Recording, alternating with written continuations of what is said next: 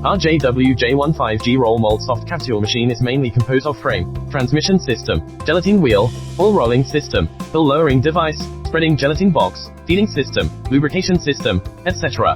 The soft capsule machine is intelligently controlled by PLC program, and the main shaft and feeding are driven by servo mechanism, semi-automatic mold alignment, automatic adjustment of filling volume, and full self-diagnosis function, horizontal type hub-guided structure, smooth operation, the temperature of the large wheel between 7 degrees C to 5 Celsius. Automatically adjusted through the touch screen to meet the needs of different gelatin and soft capsule production.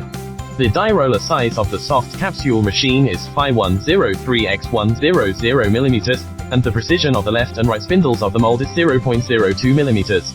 Capsule production is more stable and reliable.